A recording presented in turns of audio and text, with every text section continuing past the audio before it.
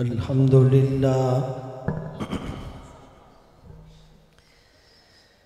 الحمد لله وكفى والصلاة والسلام على من لا نبي بعده أما بعد فأعوذ بالله من الشيطان الرجيم بسم الله الرحمن الرحيم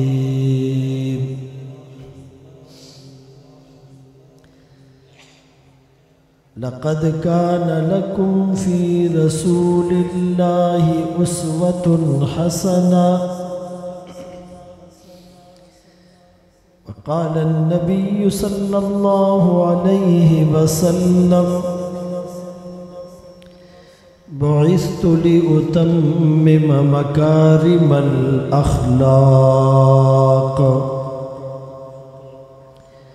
صدق الله مولانا العظيم وصدق رسوله النبي الأمي الهاشمي المدني الكريم ونحن على ذلك لمن الشاهدين والشاكرين والحمد لله رب العالمين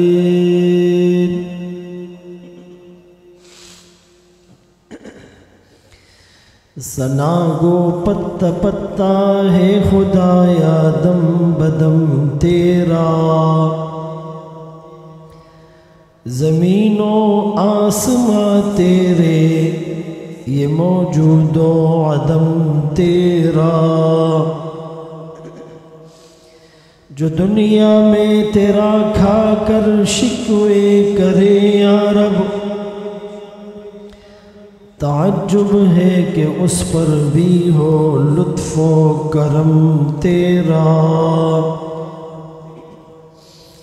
جو تو میرا تو سب میرا فلک میرا زمین میری اور اگر تو نہیں میرا تو کوئی شے نہیں میری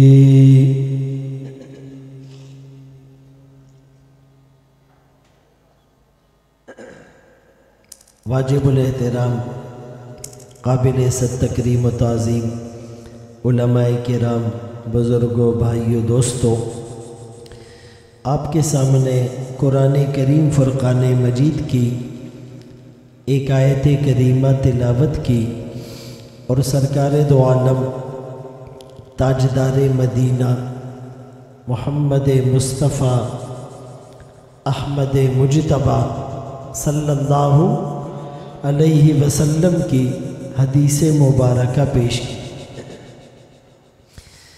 دنیا میں جب کوئی آدمی کوئی وکیل بننا چاہتا ہے تو اس کے سامنے بہت سے آپشن ہوتے ہیں، بہت سے وکلاء ہوتے ہیں کہ وہ کس کو اپنا آئیڈیل بنائے۔ کوئی ڈاکٹر بننا چاہے، ہزاروں ڈاکٹر ہوتے ہیں، کس کا انتخاب کریں؟ کوئی کرکٹر بننا چاہتا ہے، 20 کھلاڑی ہوتے ہیں، وہ کس کو فالو کریں؟ بزنس ٹائکون بننا چاہتا ہے، بہت سے شعبے ہیں، کس شعبے میں اپنی صلاحیتیں یوٹیلائز کریں؟ پولیٹیشن اور سیاستدان بننا چاہتا ہے، سینکڑوں پارٹیاں ہیں، 20 لیڈر ہیں، کس کے ویژن کو اختیار کریں؟ یعنی اس کے سامنے ملٹیپل چوائسز ہوتی ہیں اور وہ کنفیوزڈ ہو جاتا ہے، اس کو سمجھ نہیں آتا۔ لیکن مسلمان اتنا خوش قسمت ہے کہ اس کے پاس ایک ہی آپشن ہے، لَقَدْ كَانَ لَكُمْ فِي رَسُولِ اللَّهِ أُسْوَةٌ حَسَنَةٌ، کہ تمہیں اللہ کے رسول کی زندگی میں ایک اسوہ حسنہ، ایک بہترین نمونہ، ایک رول ماڈل، ایک مثال بتا دی گئی. ہمیں ادھر ادھر جانے کی ضرورت نہیں. اور مجھے بڑی حیرت ہوتی ہے کہ ایک مسلمان کی زبان پر یہ جملہ کیسے آتا ہے کہ جی فلاں میرا آئیڈیل ہے.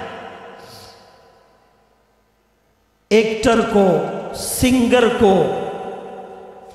بے دین لوگوں کو ہم اپنا آئیڈیل بناتے ہیں. اور اللہ کے رسول صلی اللہ علیہ وسلم تک پہنچنے کے لیے اللہ نے جنہیں رول ماڈل بنایا، جنہیں آسمان کے چمکتے ستاروں کی مانند قرار دیا، وہ صحابہ کرام رضوان اللہ تعالی علیہ مجمعین. فَإِنْ آمَنُوا بِمِثْلِ مَا آمَنْتُمْ بِهِ فَقَدْ اهْتَدَوْا. اگر یہ لوگ ایمان لے آئے جیسا ایمان صحابہ تم لائے ہو تو یہ ہدایت یافتہ ہے. ہمارے ایمان کو ان کے ایمان کے ساتھ میچ کیا جائے گا، ویریفائی کیا جائے گا، ٹیلی کیا جائے گا، جانچا جائے گا، پرکھا جائے گا، اس کی شبیہ لائی جائے گی. اگر اس میں ایکویلنسی ہوگی، پرفیکٹ بیلنسنگ ہوگی تو وہ قبول ہوگا، ورنہ اسے رد کر دیا جائے گا. اور صحابہ اکرام عشاق رسول تھے، محبین رسول تھے، متبعین رسول تھے، جانثاران رسول تھے، وفاداران رسول تھے، غلامان رسول تھے. یہ میرا جذباتی نعرہ نہیں، یہ صحابہ نے رسول اللہ صلی اللہ علیہ وسلم کے سامنے لگایا تھا. نحن الذین بایعوا محمدا علی الجہاد ما بقینا ابدا. ہم وہ لوگ ہیں جنہوں نے رسول اللہ صلی اللہ علیہ وسلم سے بیعت کی جہاد پر، جب تک جان میں جان اور بدن میں سانس باقی ہے ہم جانثار ہوتے رہیں گے. ہر آدمی نے عشق رسول کا اپنا پیمانہ بنا رکھا ہے، اپنے پیرامیٹر سیٹ کر رکھے ہیں. کوئی کہتا ہے کہ پگڑی پہنو اور عاشق رسول بن جاؤ. کوئی کہتا ہے صرف داڑھی رکھ کر عاشق رسول بن جاؤ. کوئی کہتا ہے صرف جلسے جلوس کر کے عاشق رسول بن جاؤ. کوئی کہتا ہے صرف نعتیں پڑھ کر عاشق رسول بن جاؤ. کوئی کہتا ہے مسجدیں اور مدرسے بنا کر عاشق رسول بن جاؤ. کوئی کہتا ہے صرف تبلیغ میں جا کر عاشق رسول بن جاؤ. عزیزان گرامی، عاشق رسول کون ہوتا ہے، کیسا ہوتا ہے، اس کے پیرامیٹرز کیا ہیں؟ صحابہ کی زندگی کو دیکھنا پڑے گا. حضرت ابو دجانہ رضی اللہ عنہ صحابی رسول ہے. آقا نے ٹہنی کو پکڑا، تلوار بن گئی. پوچھا من یأخذ ھذا السیف بحقی، اس تلوار کا حق کون ادا کرے گا؟ سب صحابہ مچل گئے. آج جس کی قسمت کا ستارہ چمکنا تھا وہ ابو دجانہ تھے. تلوار کو لیا، پوچھا اس کا حق کیا ہے؟ آپ نے فرمایا اس سے دشمن کو اتنا مارو کہ یہ ٹیڑھی ہو جائے. وہ لڑتے رہے. اتنے میں اللہ کے رسول صلی اللہ علیہ وسلم کو مشرکین نے گھیر لیا. ابو دجانہ اپنی پشت دشمن کی طرف کر کے کھڑے ہو گئے. اپنا چہرہ، اپنی نگاہیں، اپنا فوکس محمد الرسول اللہ صلی اللہ علیہ وسلم پر کیا. تیر لگتے رہے، نیزے لگتے رہے، تلوار کی ضربیں لگتی رہی، جسم زخمی ہوتا رہا. ابو دجانہ ہلے نہیں. کسی تیر کو، کسی تلوار کو، کسی نیزے کو، کسی سنگ کو نبی کی طرف آنے نہیں دیا. آپ کیا سوچتے ہیں؟ تکلیف نہیں ہوئی، درد نہیں ہوا؟ ارے درد کیسے ہوگا؟ آپ اس کو ریلیٹ کریں کہ جب یوسف علیہ السلام کے حسن کو مصر کی عورتوں نے دیکھا، پھلوں کے بجائے انگلیاں کاٹ ڈالی اور پتہ بھی نہیں چلا حسن یوسف میں ماہویت کا عالم یہ تھا۔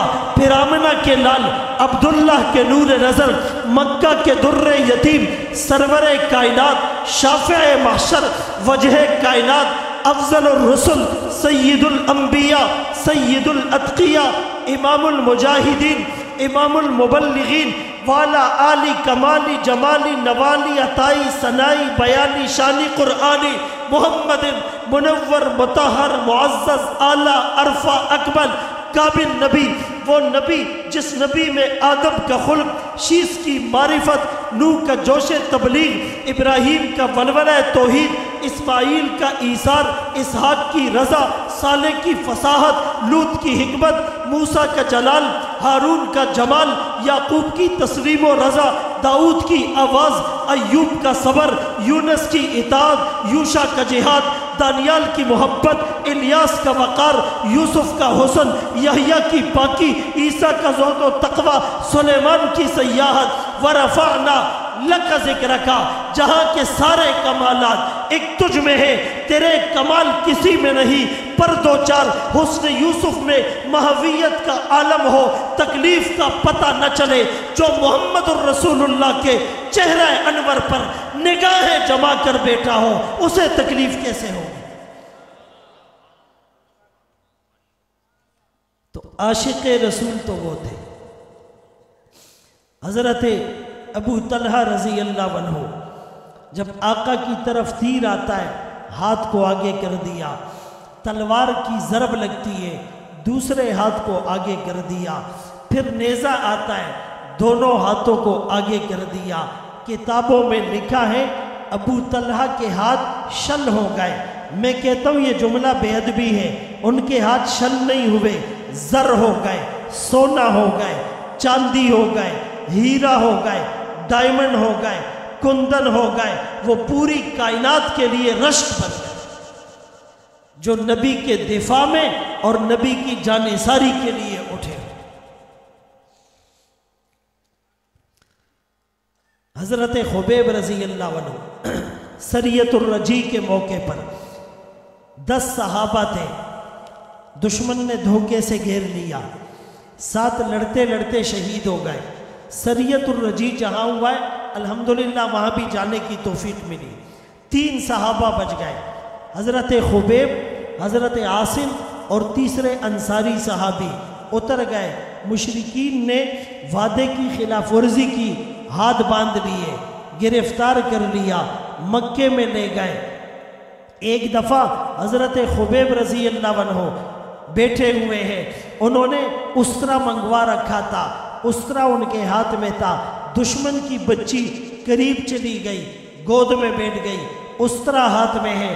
مشرکین پریشان ہو گئے کہ کہیں ہماری بچی کو نقصان نہ پہنچائے، اسے ہائی جیک کر کے یرغمال بنا کر یہ ہم سے چلے نہ جائے۔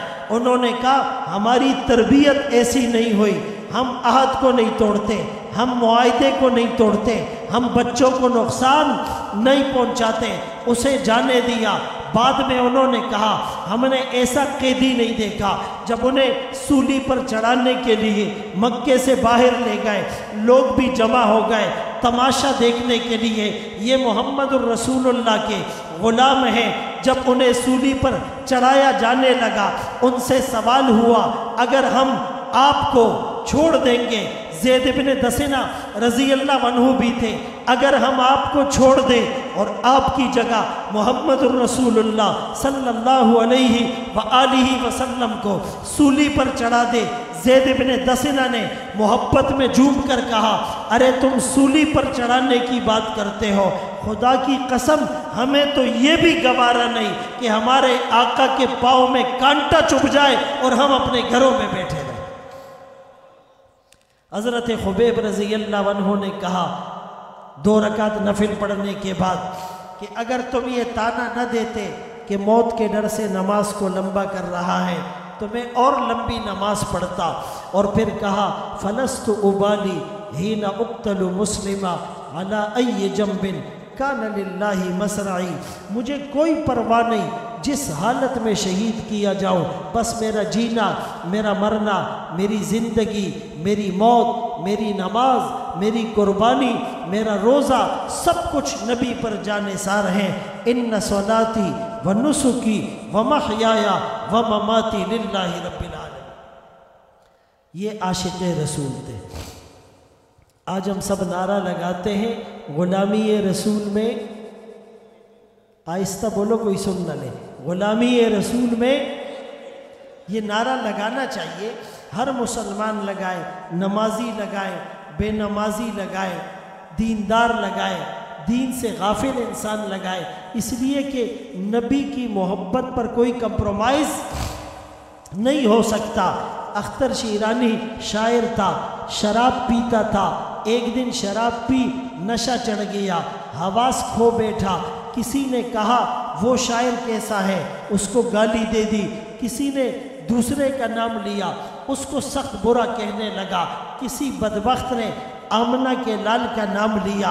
अख्तर शीरानी नशे में था, हवास मुख्तल थे, लेकिन जब आमना के लाल का नाम सुना, शराब की बोतल हाथ में थी, उसके सर पर मार कर कहा, बदबख्त, जितना भी नशा चढ़ जाए, इश्क मुस्तफ़ा का नशा नहीं उतर सकता। हरी है शाखे तमन्ना अभी जली तो नहीं, दबी है आग जिगर की मगर बुझी तो नहीं, जफा की तेग से गर्दन वफा शारों की कटी है बरसरे मैदा पर झुकी।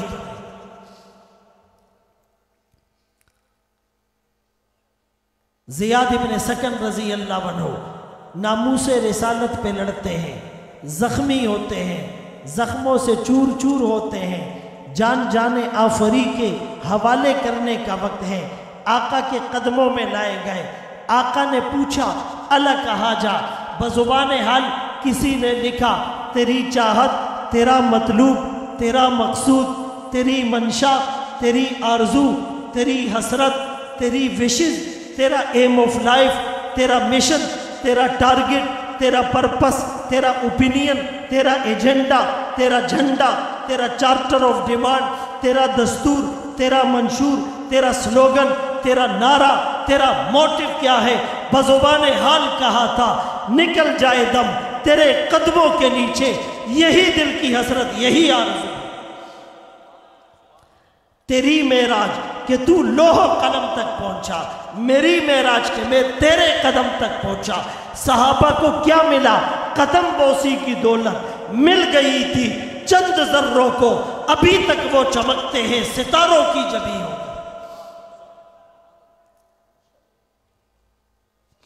अजीजाने गरामी, ये जो गुलामी रसूल में मौत भी कबूल है नारा लगाते हैं, इस पर कोई पाबंदी नहीं, लेकिन मौत बाद में आती है, जिंदगी पहले आती है। एक नारा दूसरा देकर जा रहा हूं, गुलामी रसूल में जिंदगी कबूल है, गुलामी रसूल में जिंदगी कबूल है, गुलामी रसूल में अमामा कबूल है, दाढ़ी कबूल है, सुन्नत लिबास कबूल है, नमाज कबूल है, तिलावत कबूल है, जिक्र कबूल है, तबलीग कबूल है, जिहाद कबूल है, सदका और खैरात कबूल है, गुनाहों से बचना कबूल है। आज फ़लस्तीन में कितने मज़ालिम ढाए जा रहे हैं, और कुछ फ़लसफ़े वाले फ़िलॉसफ़र ये कहते हैं कि जी यहाँ तो मस्जिद अक्सा को, बैतुल मक़दस को दाऊद अलैहिस्सलाम और सुलेमान अलैहिस्सलाम ने बनाया था, लिहाजा इस पर यहूद की मिल्कियत होनी चाहिए। तो याद रखो कि रूए ज़मीन पर सबसे पहला घर कौन सा है? बैतुल्ला। कौन सा है? बैतुल्ला। काबा है, मरकज़े तजल्लियात है, ज़ब्ते अनवार है, लाखों दिलों की करार है। इसकी बिना आसमान पर फरिश्तों ने, ज़मीन पर हज़रत आदम ने रखी। इसके मेमार होने का लक़ब इब्राहीम खलीलुल्लाह को मिला। इसका इन्हिदाम बज़्म हस्ती के इख्तिताम की अलामत होगा। इसमें मीज़ाब रहमत है, हजर अस्वद है, غلاف کعبہ ہے، رکن یمانی ہے، ملتزم ہے، مقام ابراہیم ہے، زمزم کا کنواں ہے، مطاف ہے، صفا مروہ کی سعی ہے، اللہ کی رحمتوں اور تجلیات کا مظہر ہے۔ اور دوسرے نمبر پر زمین پر اللہ کا جو گھر بنا وہ مسجد اقصیٰ ہے۔ ابو ذر رضی اللہ عنہ روایت کرتے ہیں، آقا سے پوچھا دھرتی پر، روئے زمین پر پہلا گھر کون سا تھا؟ فرمایا بیت اللہ۔ ان اول بیت وضع للناس للذی ببکۃ مبارکہ ھدی للعالمین فیہ آیات بینات مقام ابراہیم ومن دخلہ کان آمنا۔ فرمایا دوسرا گھر کون سا تھا؟ فرمایا وہ مسجد اقصیٰ۔ معلوم یہ ہوا کہ ابراہیم اور اسماعیل علیہ السلام بیت اللہ کو بنانے والے نہیں تھے، تجدید کرنے والے تھے۔ بنانے والے آدم علیہ السلام تھے۔ مسجد اقصیٰ کو بنانے والے داؤد علیہ السلام اور سلیمان علیہ السلام نہیں تھے، وہ تو تجدید کرنے والے تھے۔ بنانے والے دونوں گھروں کے آدم علیہ السلام تھے۔ اور دوسری دلیل، معراج کے موقع پر جبرائیل امین کے ساتھ آمنہ کے لال آئے، سارے نبی پہلے سے موجود تھے، صفیں قائم ہو گئی۔ امامت کس نے کرائی؟ محمد الرسول اللہ صلی اللہ علیہ وآلہ وسلم نے اشارہ کر دیا اس بات کی طرف کہ بیت اللہ کی طرح مسجد اقصیٰ کی ولایت بھی اس امت کے نبی کے سپرد کی جا رہی ہے۔ اور تیسری دلیل سنو کہ حضرت عمر رضی اللہ عنہ جب اس اسرائیلی پادری کی، جو عیسائی پادری تھا، اس کی دعوت پر آئے تو اس نے چابیاں حضرت عمر رضی اللہ عنہ کے حوالے کی اور معاہدہ تحریر کیا گیا کہ جو یہاں گرجا گھر ہے اسے منہدم نہیں کیا جائے گا، ان کی مذہبی آزادی کو سلب نہیں کیا جائے گا، ان کی جان مال عزت آبرو کی حفاظت ہوگی، بدلے میں وہ ٹیکس دیں گے۔ اور عیسائی پادری نے چابیاں حضرت عمر رضی اللہ عنہ کے حوالہ کرتے ہوئے یہ معاہدہ بھی کیا کہ مسجد اقصیٰ اور بیت المقدس میں یہودیوں کو نہیں رہنے دیا جائے گا۔ یہ شرپسند عناصر تھے، یہ اس معاہدے میں لکھا ہوا۔ اور اس معاہدے پر دستخط خالد بن ولید رضی اللہ عنہ، عبد الرحمن بن عوف رضی اللہ عنہ، حضرت امیر معاویہ رضی اللہ عنہ اور عمر بن العاص رضی اللہ عنہ، ان چاروں حضرات نے اس پر دستخط کیے تھے۔ یہ تیسری دلیل ہو گئی کہ یہاں مسلمانوں سے پہلے بھی کچھ عرصے کے لیے آئے، وہ عیسائی تھے، یہودی نہیں تھے۔ اور چوتھی دلیل، 7 ہجری میں اللہ کے رسول صلی اللہ علیہ وآلہ وسلم نے خطوط لکھے۔ آپ کی جو خارجہ پالیسی تھی نا سیرت کی، وہ خطوط اور پھر وفود اور پھر معاہدات تھے۔ تو آپ نے 7 ہجری میں ہرقل کو، جو روم کا بادشاہ تھا، جب خط لکھا تو وہ اپنی منت پوری کرنے کے لیے ایلیا بیت المقدس میں موجود تھا، وہاں اس کو خط ملا۔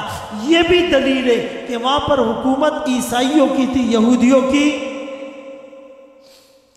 سیرت بھی ایک تفصیلی باب ہے، وقت نہیں، طبیعت بھی ٹھیک نہیں، وقت کی بھی قلت ہے۔ ایک وہ سیرت ہے جسے دلائل النبوہ کہتے ہیں۔ دلائل النبوہ جس میں نبوت سے پہلے جو ملا ارہاس اور نبوت کے بعد جو ملا معجزات، اور دوسرا شمائل النبوہ، آقا کی صورت، آقا کی سیرت، آقا کا کردار، آقا کا گفتار، عادات، اطوار، آپ کا کھانا پینا، سونا جاگنا، چلنا پھرنا، اوڑھنا بچھونا، معاشرت معیشت، خلوت جلوت، دن رات، صبح اور شام، انفرادی اجتماعی زندگی، بچپن لڑکپن جوانی، دنیا میں آنا اور پردہ فرما جانا، آپ کی نماز، آپ کا روزہ، آپ کی تلاوت، آپ کی تبلیغ، آپ کا جہاد، آپ کے خطوط، آپ کے وفود، آپ کے معاہدات، آپ کی ایک ایک ادا کو اللہ نے نہ صرف قرآن کا حصہ بنایا بلکہ حصہ بنا کر دستور اور قانون کا درجہ دیا، اور اس پر بس نہیں کی بلکہ اس کو فالو کرنے کا حکم دیا۔ قل ان کنتم تحبون اللہ فاتبعونی یحببکم اللہ۔ تو یہ جو شمائل النبوہ ہے کہ آقا کے بال لمبے تھے، آپ کی داڑھی گنجان تھی، آپ کی پیشانی واسع الجبین کشادہ تھی، آپ کی ناک اقن العرنینی اٹھی ہوئی تھی، آپ کی دانتوں میں چمک بھی اور گیپ بھی تھا، طویل الزندینی، ہاتھ آپ کے تھوڑے سے لمبے تھے، ہتھیلیاں گوشت سے پر تھی، مسیح القدمینی، ایڑیوں پر جیسے کسی نے پانی ڈال دیا ہو، بالوں کی باریک لکیر سینے سے چلتی ناف تک، سوا البطنی و صدری، پیٹ اور سینہ برابر تھا، کندھوں کا درمیانی فاصلہ زیادہ تھا، عریض الصدری، چوڑا سینہ تھا، اعالی صدری، آپ کے کندھے پر اور سینے پر تھوڑے سے بال تھے، آپ چلتے جیسے اونچائی سے اتر کر آ رہے ہو، کسی کی طرف متوجہ ہوتے پوری توجہ فرماتے تھے، ہاتھ ملاتے جب تک وہ نہیں چھوڑاتا آپ ہاتھ نہیں چھوڑتے، اس کو شمائل النبوہ کہا جاتا ہے۔ اور تیسری چیز جس کو کہتے ہیں احوال النبوہ، آپ کی ولادت سے بعثت تک 40 سال اور بعثت سے ہجرت تک 13 سال اور ہجرت سے پردہ فرما جانے تک یہ 10 سال، اس کو کہتے ہیں احوال النبوہ۔ یہ سیرت ہے کیا؟ یہ سیر الابل سے نکلا ہے، اونٹوں کے قافلے چلا کرتے تھے، جو پہلا اونٹ ہوتا اس کو راستے کا منزل کا پتہ ہوتا، وہ صحرا میں قدم رکھتا، سٹگما بن جاتا، چھاپ بن جاتی، نشان بن جاتا، نقش بن جاتا، دوسرا اونٹ بھی پہلے اونٹ کے قدم پر قدم رکھتا، تیسرا دوسرے، چوتھا تیسرے، پانچواں چوتھے کو فالو کرتا، 100 اونٹ گزرتے، اتنی پرفیکٹ بیلنسنگ ہوتی، اتنی ایکویلنسی ہوتی، اتنی مطابقت ہوتی، اتنی موافقت ہوتی، حذو النالی بن نال کا مزداق ہوتا، 100 اونٹ گزرے، لگتا تھا ایک اونٹ گزرا ہے، جس طرح پچھلے اونٹوں نے اگلے اونٹ کو فالو کیا، نشانے قدم پر قدم رکھا، منزل تک پہنچ گئے۔ امتی تو آمنہ کے لال کے نقش قدم پر قدم رکھے گا، تو بھی اپنی منزل جنت تک پہنچ جائے گا۔ نقش قدم نبی کے ہے جنت کے راستے، اللہ سے ملاتے ہیں سنت کے راستے، مومن جو فدا نقش کفے پائے نبی ہو زیر قدم آج بھی عالم کا خزینہ، گر سنت نبوی کی کرے پیروی امت، طوفان سے نکل جائے گا پھر اس کا سفینہ۔ اور ایک مثال دے کر اپنی بات کو سمیٹتا ہوں کہ ایک آدمی بحری جہاز میں سفر کر رہا ہے اور وہ فرسٹ ٹائم سفر کر رہا ہے، رات کا وقت ہے، بارش، طوفان، آندھی، تیز ہوائیں،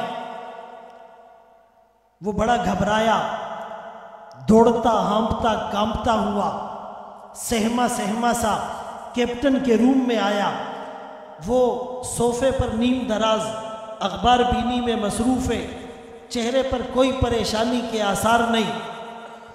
یہ نووارد مسافر کہتا ہے آندھی ہے، طوفان ہے، بارش ہے، ہوائیں ہیں، جہاز ڈوبنے لگا ہے، مسافر پریشان ہے، آپ کو پرواہ کوئی نہیں۔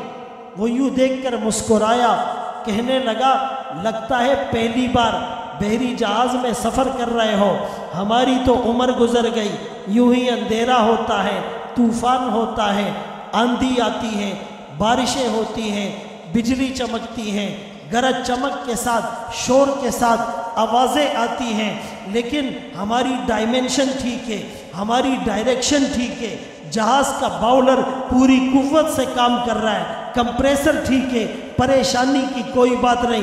ارے دوستو، جس کے ہاتھ میں بیت اللہ ہو، جس کا رخ بیت اللہ کی طرف ہو اور جس کی نسبت آمنہ کے لال کے ساتھ ہو، حالات کیسے بھی ہو وہ پریشان نہیں ہو۔ تو میں عرض کر رہا تھا کہ فلسطین میں آج کتنے مظالم ہو رہے ہیں، آج مسلمان خاموش ہیں، اور یاد رہے کہ ہم بہت بڑے جرم کا اس وقت ارتکاب کر رہے ہیں۔ روزانہ کی بنیاد پر 500 بچوں کو دولخت کیا جا رہا ہے۔ ہاسپٹل میں بمبارمنٹ کر کے 1000 زخمیوں کو شہداء میں تبدیل کر دیا گیا۔ ماؤں بہنوں کی عصمت دری ہو رہی ہے۔ بیت المقدس کو اسرائیلی درندہ ناپاک جوتوں سے روند رہا ہے، اور ملبے کے ڈھیر تلے ایک بچی جس کی ماں، جس کا باپ، جس کا بھائی، جس کی بہن، جس کے کھلونے، جس کی کتابیں، جس کا گھر، سب کچھ اس کے سامنے کھنڈرات میں تبدیل کر دیا گیا۔ وہ اس کے بیچ میں کھڑی ہو کر ہاتھ اٹھا کر کہتی ہے، کین یو سی می؟ کیا تم مجھے دیکھ سکتے ہو؟ پچھلے سال بمبارمنٹ کی نظر پورا خاندان ہو گیا۔ ایک بچی دنیا سے جاتے ہوئے کہنے لگی، میں آمنہ کے لال عبداللہ کے نور نظر سے شکایت کروں گی کہ ہمارا کوئی پرسان حال نہ تھا۔ اور 58 اسلامی ممالک اور ان کے حکمران اور ان کی افواج اور OIC اور عرب لیگ اور یہ ساری مسلمانوں کی تنظیمیں آج کہاں پر ہیں؟ کوئی اس کا جواب دے سکتا ہے؟ اگر آج بھی ہم نے قدم نہیں اٹھایا تو آنے والا وقت پکار پکار کر کہے گا، دے موج حوادث ان کو بھی 2-4 تھپیڑے ہلکے سے۔ کچھ لوگ ابھی تک ساحل پر طوفان کا نظارہ کرتے ہیں۔ میں نے اپنی مسجد میں آج جمعے میں کہا، ان بدبختوں کا ایک علاج ہے اور وہ ہے جذبہ جہاد۔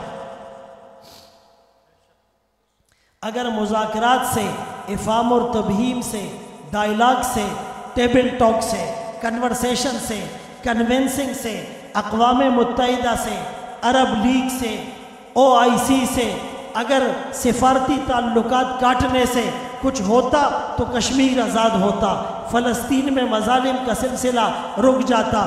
1917 میں جب پہلی جنگ عظیم ہوئی، اس وقت برطانیہ نے 1920 سے لے کر 1940 تک پوری دنیا سے یہودیوں کو جمع کیا، لا کر آباد کیا، اور 1947 میں جب پاکستان کے قیام کا اعلان ہوا، وہیں پر اسرائیل کے ناپاک وجود کا اعلان ہوا۔ امریکہ، برطانیہ ان کی پشت پناہی کر رہے تھے۔ 1948 میں جنگ ہوئی، 1949 تک اسرائیل نے اپنے قبضے کا دائرہ وسیع کیا۔ 1967 میں عرب اسرائیل جنگ ہوئی، اس وقت شام کی گولان کی پہاڑیوں تک اسرائیل چلا گیا، اور اس کے بعد سے لے کر اب تک مظالم ہو رہے ہیں۔ مسلمان آواز اٹھاتا ہے تو کہتے ہیں یہ تنگ نظر ہیں، یہ ٹیرورسٹ ہیں۔ مساجد اور مدارس کا تقدس پامال ہو، مسلمان خاموش رہیں۔ سیٹینک ورسز نامی کتاب لکھ کر قرآن کا مذاق اڑایا جائے، مسلمان خاموش رہیں۔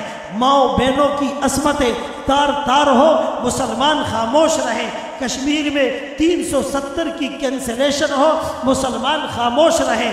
اسرائیلی درندہ بیت المقدس کو ناپاک جوتوں سے رونتا رہے، مسلمان خاموش رہے۔ بنگلہ دیش کی تسلیمہ نسرین وہ نبی کی ناموس پر انگلی اٹھائے، مسلمان خاموش رہے۔ صحابہ اکرام کی تقدیس پر کیچڑ اچھالا جائے، مسلمان خاموش رہے۔ امی عائشہ کی چادر عصمت پر اور عفت اور پاکدامنی پر بدبخت بات کرتا رہے اور مسلمان خاموش رہے۔ بوسنیا، کوسوو، صومالیہ اور شام، پوری دنیا کے اندر مسلمان ظلم کی چکی میں پیسا جاتا رہے اور مسلمان خاموش رہے۔ آقا کی شان میں کارٹون امیز خاکے شائع ہو، مسلمان خاموش رہے۔ ایسا نہیں ہو سکتا جب پرچم لے کر نکلے ہیں یہ خاک نشی مقتل مقتل، اس روز سے لے کر آج تلک جلات پہ ہے بدتاری ہے، زخموں سے بدن گلزار سہی، پر ان کے شکستہ تیر تو گن خود ترکش والے کہہ دیں گے یہ بازی کس نے ہے۔ ایک دن آئے گا اور انشاءاللہ مسلمانوں کا جذبہ جہاد، دینی حمیت، غیرت ایمانی اس کے سیلاب میں کفر کو بہا کر لے جائیں گے، اور بور آنے کو ہے اے اہل کشتی نا خدا چن لے، چٹانوں سے جو ٹکرائے وہ ساحل آشنا چن لے۔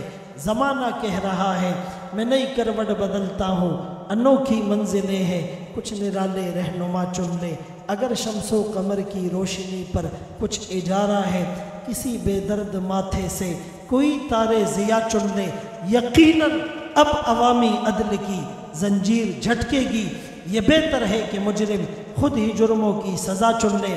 حافظ زبیر صاحب اور حافظ منیر صاحب دونوں کے لیے آتی ہی رہے گی تیرے انفاس کی خوشبو، گلشن تیری یادوں کا مہکتا ہی رہے گا۔ وآخر دعوانا ان الحمدللہ رب العالمین۔